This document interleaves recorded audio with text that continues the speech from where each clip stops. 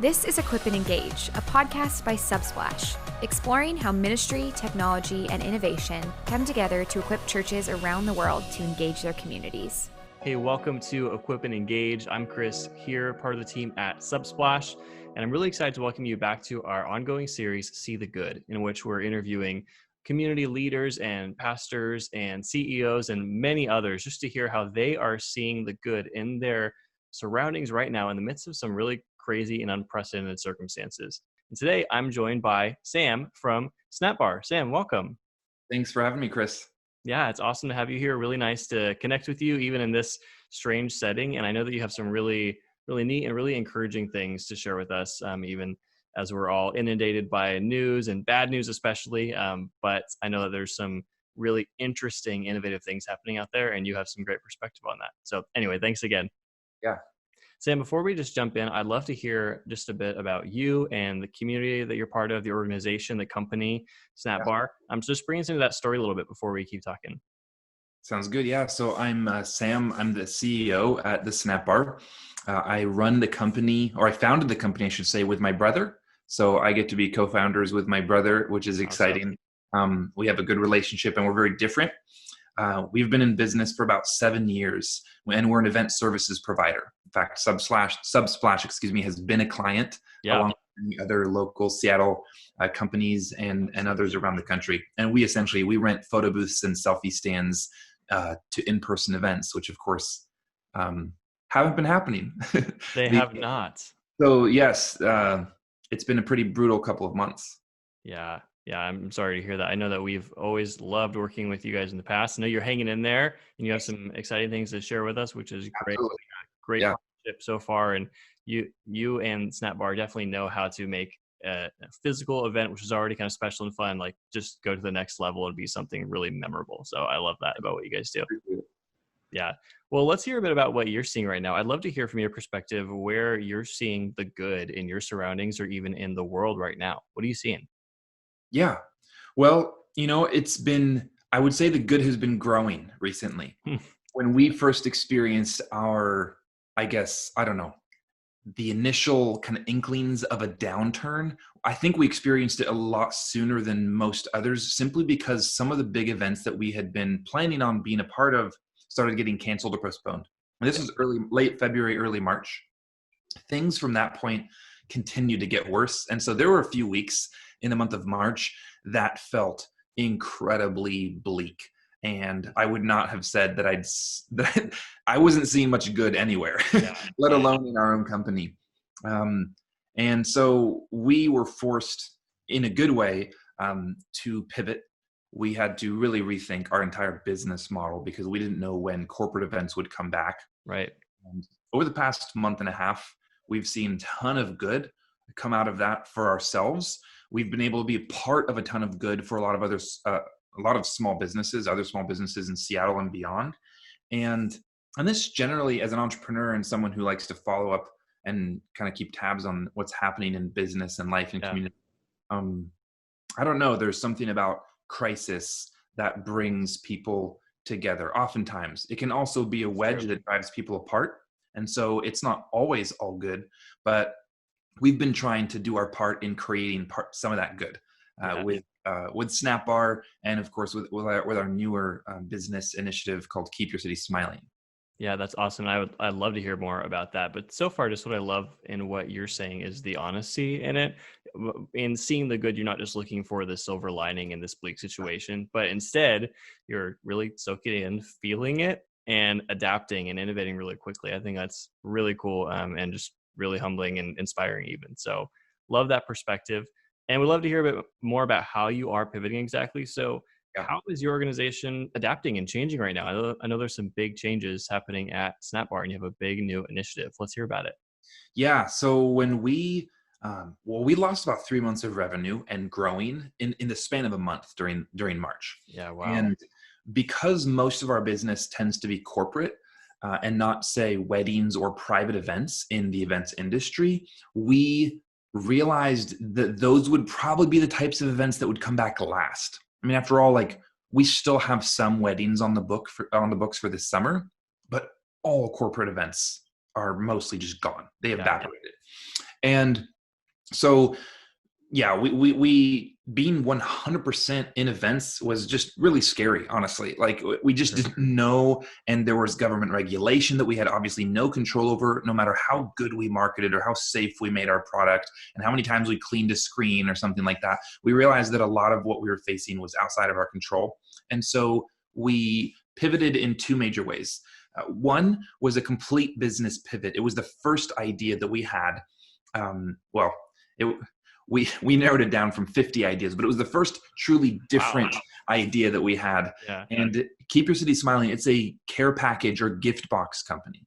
And what we tried to do is we reverse engineered what we felt we were pretty good at as the SnapBar, and took the core of what our team was very capable of, and then spun it up to really partner with other small businesses that were struggling, first in Seattle and now in a growing number of other cities. That's awesome. To source high quality products from really small business vendors who have been incredibly,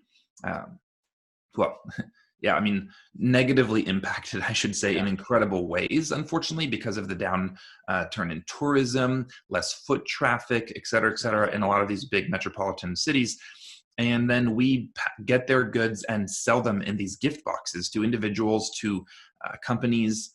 And you don't really know what you're going to get in a box too. So it's not like your typical gift box initiative. It's kind of a surprise. Like they're great products, but you are supporting small business. That's the core. And we're trying to source from as many different small businesses as possible to bring you everything from craft coffee and tea to lotions and chocolates and snacks and all kinds of fun stuff.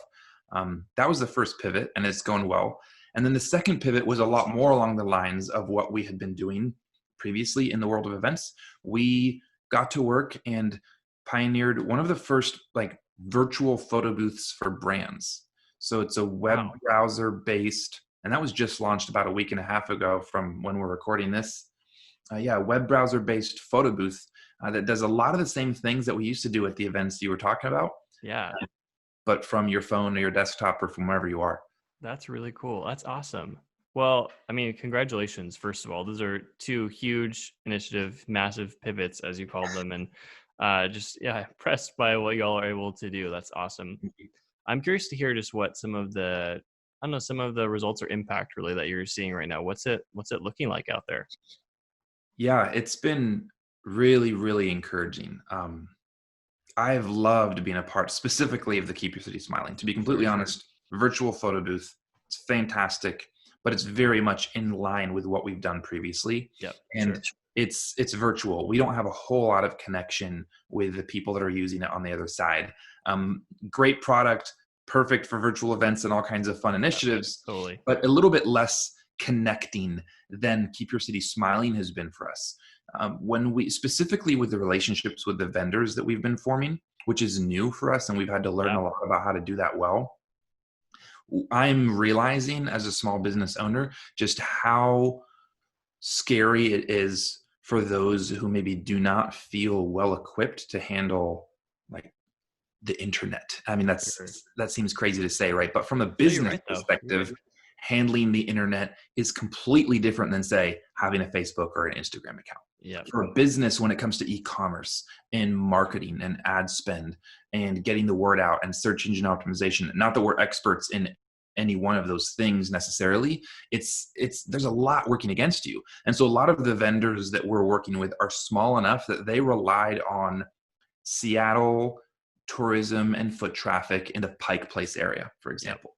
And when that went away, they weren't considering an online store. They weren't necessarily big enough to justify the expense that an online store would create, and let alone, marketing and how to rank high enough to even be seen. Mm-hmm. And so that's been really eye-opening for me to see how, in one sense, just ill-equipped some businesses are for no fault of their own, other than they had never planned on completely losing Seattle being an amazing tourist destination. Yeah, that's not part of their business model at all. No, right.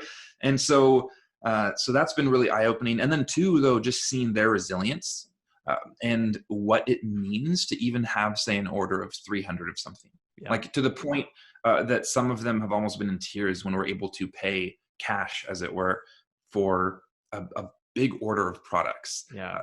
We had one person record a video and send it to us recently, a vendor who makes, I believe it's candles, handmade candles, say that this order was keeping her in business. Just that volume. And it's not a ton of volume and it's not a ton of money, but what I think I didn't realize is that a lot of these businesses are run by an individual.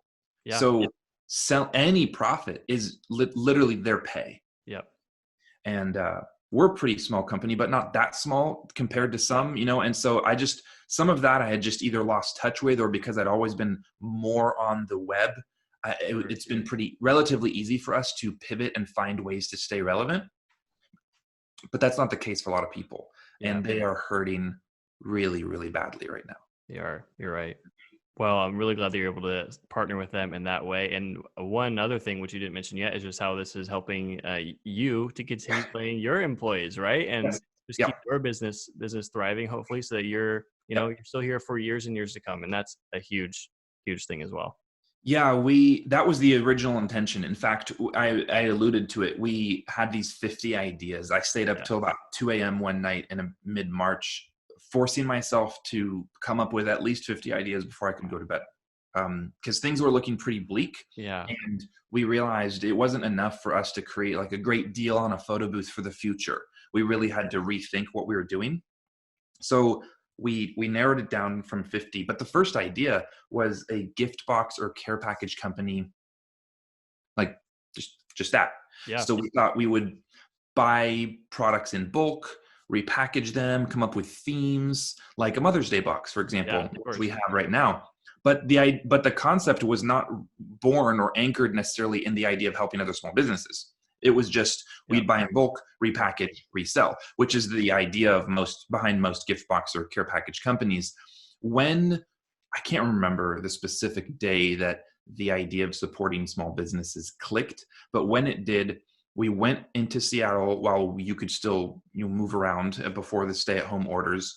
And my brother, who lives in Seattle, he went and just started talking to small business shops that were still open. Of course, foot traffic was down already quite a bit. Travel was less.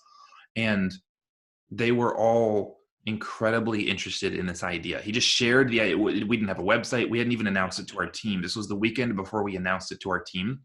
And they all responded really well to this idea that we might be able to get their goods, package them with our goods, and sell a Seattle specific box. Because the idea behind the entire brand at first was in that it's called Keep Your City Smiling, is that we keep Seattle smiling and keep San Francisco smiling. And now we have, for example, a Mother's Day box that isn't related to a city, but it's still sourced from small businesses. It's more related to the Mother's Day theme with products curated for moms.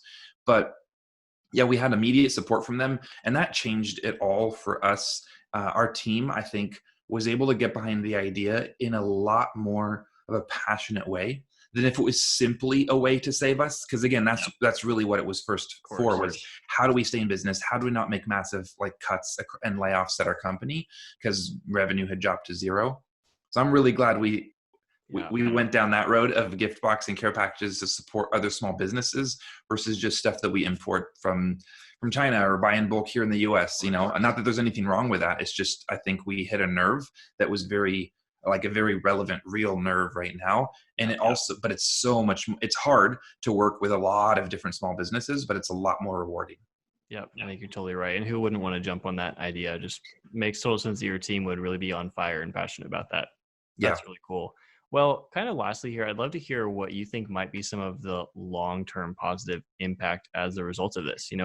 Is it just sort of going to go back to business as usual in 6 months, or what do you think it's going to look like in the future after everything settles down? That's a great question. And I've been thinking about that a lot. Yeah. Small business and supporting small business isn't a new thing. There's a small business Saturday.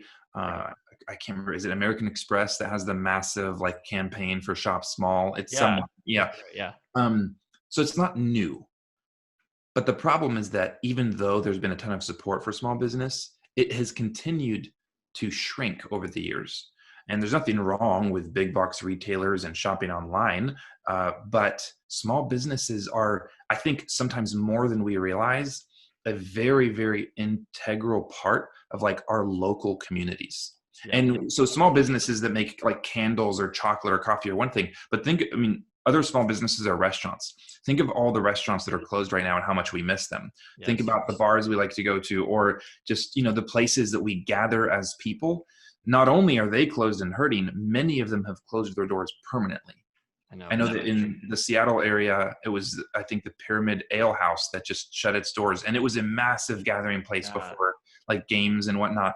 And so people are realizing, oh my goodness, this is so important. Like they're going to miss this. And so, I think that's going to be a big, I'm really happy to be a part of it, for one, of course, but two, I think that's going to be a big change, is people are going to realize, wow, I didn't realize how much I relied or enjoyed going downtown and buying this or that or getting my look. So I'm hoping that sticks. Beyond that, I think companies are being tested right now. And one of the things that is going to be long lasting, that is good, is that those companies who treat people well will not only, I hope, survive and thrive. I mean, maybe not, of course, you can still treat people well and not survive this economic downturn, but I hope that those who do are rewarded in the long term for the ways that they treated their team members, their customers, their clients, their vendors. And I think a lot of companies are doing that. I know that for us, there have been tons of SaaS platforms that we've used that have been like really incredible to work with, very attentive to our needs, for example. And my respect for those organizations and my desire to continue to work with them goes up. And we've experienced that. So we're hoping to do the same for others. And I think that's definitely a lesson to learn if you are a business owner. I love that. That's really good, Sam. I'd love just to offer anybody who's checking this out a way to connect with SnapBar and learn about what you're doing to keep your city smiling. What's the next step for somebody who's really just on fire about what you're doing? Yeah, the websites are probably the best. It is the SnapBar or just snapbar.com, and then keepyourcitysmiling.com. Nice. And if you'd like to follow the journey generally, I am on LinkedIn as Sam Eitzen, and I write about our work in both of those two businesses and brands and our continued efforts in both. That's awesome. Sam, thanks so much just for helping us see the good, particularly right now in small businesses and what it looks like to adapt and really be invested in our cities or communities too. Really good stuff. I'm encouraged by it. Thanks so much, Chris. Let me also just say thanks to those who are checking out Equip and Engage. We'll be back with more conversations just like this, more leaders of businesses, nonprofits, organizations, et cetera, who are really adapting right now and also who are seeing some really positive impact and change, and really despite crazy global circumstances. So just want to thank you for checking out Equip and Engage. Come back for more conversations just like this. Thanks for tuning in to Equip and Engage, where we're sharing insights learned from thousands of conversations with leaders and pastors around the world. To follow along with these conversations, subscribe today or visit our website.